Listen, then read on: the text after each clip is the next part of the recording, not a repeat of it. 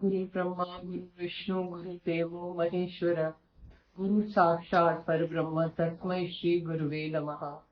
ओम भवताम प्रणाशिने आनंद घनमूर्ते ज्ञान भक्ति प्रदायिने मातः तुभ्यं नमो नमः। अरे वासनाएं शरीर को नहीं,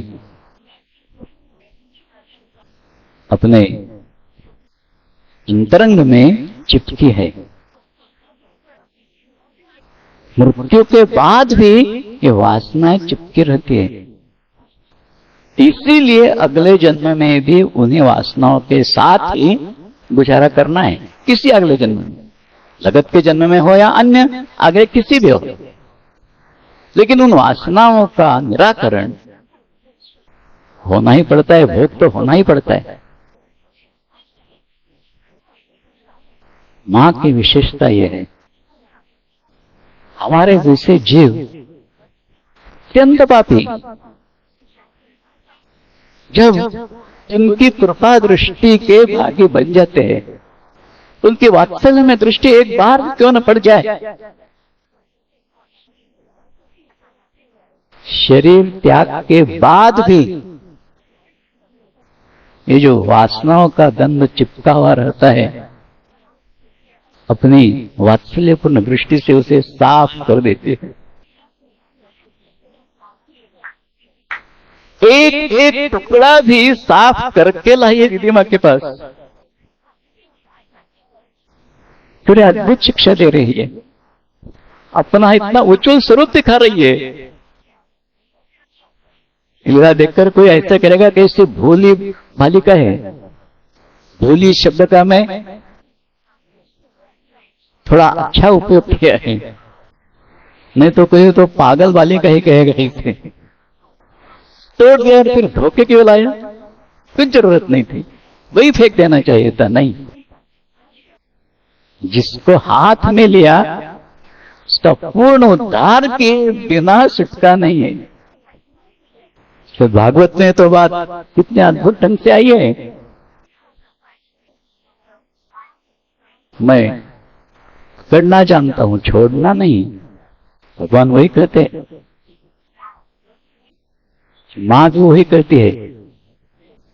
जो एक बार इस शरीर के पास आया दूर नहीं जा सकता। हम कहेंगे, हम कई लोग ऐसे देखे हैं, मां के निकट परिवार में रहे और बाद में मां को छोड़ के चले गए हैं। कई देखे हैं ऐसे। तो ये बात कैसी? मां की बात तो झूठ लगती है। जो इस शरीर के पास आया छोड़ के कभी नहीं जा सकता। ये क्यों कहती है ऐसा? तुम भले क्रोध करके या अहंकार की वजह से मां का संग ठुकरा के चले जाओ, वो तुमको छोड़ने वाली नहीं है। तो इस तरह तुम्हें पकड़ के ही रहेगी। तुम जानो या न जानो, पकड़ के सही रास्ते पर लाने का काम करते ही रहेगी। इसीलिए एक एक टुकड़ा साफ करके लाई है। जन्म जन्मांतर के हमारे जितने संस्कार रहेंगे सब साफ कर देगी। एक भी बचने नहीं देंगे कि जिसका वृक्ष जन्म बन के हमारे सामने आ जाएगा।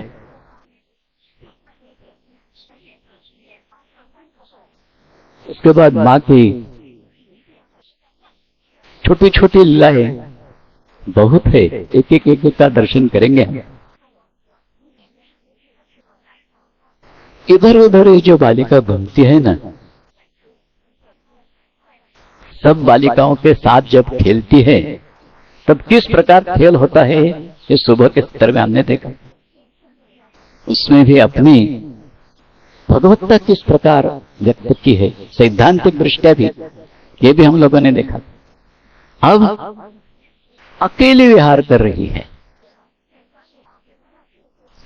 ये विहार जब करती है तब करती क्या है? बहुत सी बातें हैं वो करती है। एक बात, वृक्षों के साथ, फूलों के साथ, आसमान की तरफ देख के, अथवा कहीं भी बोलते बोलते जाएंगे, बातें करते करते जाएंगे। छोटे बालक तो हम देखते ही हैं इसे, मानो कोई सामने इस प्रकार बात करते करते चलते हैं, जाते हैं। कभी कभी हाथ में कुछ वस्तु लेके उसे उछालते उछालते जाते हैं, ऊपर फेंकना, फिर कर लेंगे, फिर ऊपर फेंकना। इस प्रकार बाल भी ऐसे ही करते हैं। चेंडू खास करके छोटे बालकों का ये गेंद से खेलना उससे ज्यादा पसंद आता है, लेकिन गेंद कहां से लाएगी? उस समय की उनकी आर्थिक स्थिति हम लोगों ने देखी है। वस्त्र भी फटे पुराने, लेकिन पहनने का ढंग ऐसा, अंग एक तस्वीर भर हुए देखने में नहीं आएगा कहां से, वस्त्र से आवृत।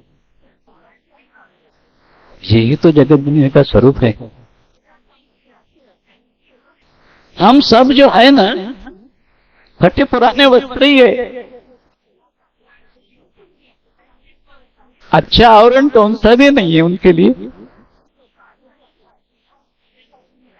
फिर भी इस प्रकार लीला करती है, अंतरंग में बैठकर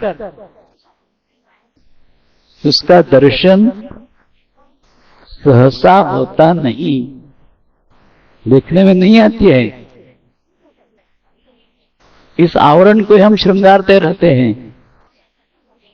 इस आवरण के साथ ही हमारी सब गौरव, मान, सम्मान, सब कुछ इस आवरण के साथ ही रहता है। वो देखते हैं, फिर किसका आवरण है ये, वो नहीं देखते, दृष्टि में आता ही नहीं। पढ़ने का ढंग ऐसा है। ये खेल के लिए सृष्टि जो निर्माण की है वो ऐसी है, सब में अनुस्यूत है, फिर भी किसी को पता नहीं चलेगा वो कहां है।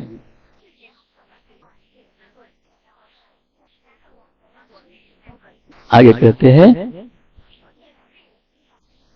इस प्रकार बातें करते करते जाती है।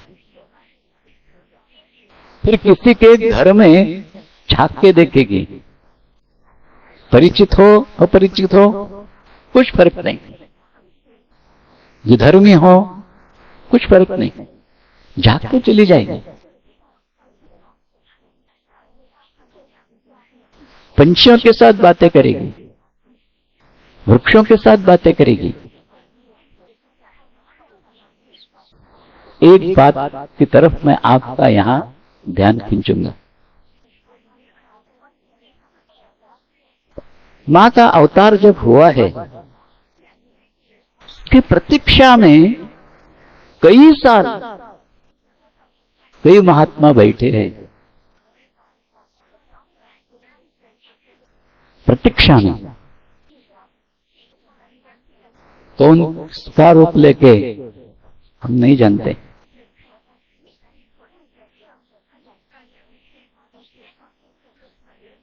भगवान श्री कृष्ण जी के अवतरण के समय हम जो देखते हैं ना, रथेश अभिज्ञ, ऐसा वर्णन है मंगलाचरण में। पूरी तरह से वो सब सृष्टि में चराचर में अनुस्यूत है। उसी प्रकार सब में अनुस्यूत है, किसी को पता नहीं लगता है, उसको मिलने के लिए तरसते हैं, आक्रंदन करते रहते हैं। ऐसी जगह है कि वहां से आगे जाना आता नहीं है। इसे अनेक महात्मा, एक दो नहीं, प्रतीक्षा में है। ये कैसे कह सकते हैं? दक्षिण यात्रा में जब मां गई थी हरि बाबा जी के साथ, तब देखा ये सब जा रहे हैं, माँ, सब महात्मा उस समय विबुधा में थे, ब्रह्मानंद जी, वो भी साथ में जा रहे। देखते हैं कि कोई एक साधु संग चल रहा है। बाद में देखा रामेश्वर मंदिर के दरवाजे में भी वो खड़ा है। धीरज करके उससे पूछा है, कौन हो तुम, यहां क्या करते हो? मां के दर्शन के लिए। क्या? कब से सुना? कहता है 250 साल पहले मैंने अनुमान लगाया है, मुझे ज्ञात हो गया आनंदमयी मां के रूप में स्वयं जगत जननी यहां आने वाली है। 250 साल से प्रतीक्षा कर रहा हूं, आज मेरी मनोकामना पूरी हो गई। तो ऐसी प्रतीक्षा में कितने जीव बैठे होंगे हम नहीं जानते। अर्थेषु अभिज्ञा, व्यक्त विश्व की हर एक वस्तु अणु रेणु तक जो पूर्ण रीति से जानते हैं, अभिज्ञ उसके लिए और वात्सल्यमयी है। हर एक बालक का परामर्श लेते लेते चलना, यही उनका स्वभाव है। इसलिए उनके साथ बातें करती रहेंगी, आश्वस्त करेंगी, सब कुछ मार्गदर्शन करती रहेगी, मार्गदर्शन करती रहेगी। ये भी बात है। और एक प्रसंग मैं आपसे सुनाता हूं, तब का अर्थ और ध्यान में आ जाएगा। पूरे विस्तार से तो नहीं कहूंगा, सिर्फ इतने के लिए कहूंगा। अभी एक तालाब के पास मां है। तब देखा स्तंभ की तरह पानी ऊंचा हो गया, जलस्तंभ की तरह। मामूली निर्देश करते हैं,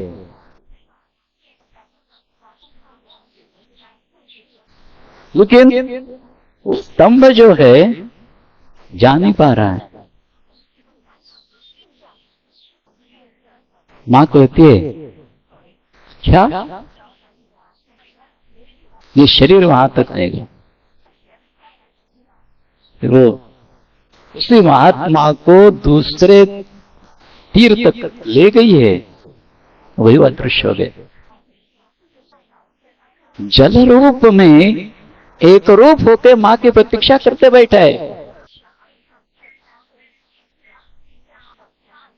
अपने उद्धार के लिए सिवाय मां कोई उपाय नहीं है, ये जानकर। तो इस प्रकार ये जो पूरी चराचर सृष्टि में जो जो जीव उनकी प्रतीक्षा में हैं, उन्हीं के साथ बड़े वात्सल्य से, प्रेम से बात करते करते, उन्हें आश्वस्त करते करते तो घर में झांकती जाती थी। शायद इसलिए होगा उत्तर लीला में गृहस्थों के घर जाना बंद कर दिए। तो पहले उनके घर के जाके आती है। तो ये भी शक्य है, हम जाते जाते अगर कोई सज्जन है जा रहा है, कोई कांच का टुकड़ा पड़ा है तो उठा के बाजू फेंक देता है, किसी के पैर ना आ जाए इसलिए। इसी प्रकार गृहस्थी में असंख्य बातें होती रहती है, अच्छी बुरी सब प्रकार की। इसलिए जीवन पूर्ण रीति से गंदगी भरा हुआ रहता है, गंदगीमय होता है। अपनी मंगल दृष्टि से सबको पावन करते करते करते जा रहे हैं। मुझे कोई जानेगा नहीं, क्या हुआ कोई समझेगा नहीं, बिना देखे। ये तो स्वभाव ही उनका, पुण्य को छिपाए रखना, प्रकट नहीं होने देना।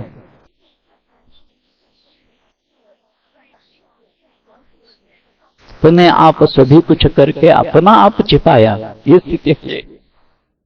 ओम भवताप प्रणाशिन्ने आनंद घनमूर्ते ज्ञान भक्ति प्रदायिने मातस्तुभ्यं नमो नमः।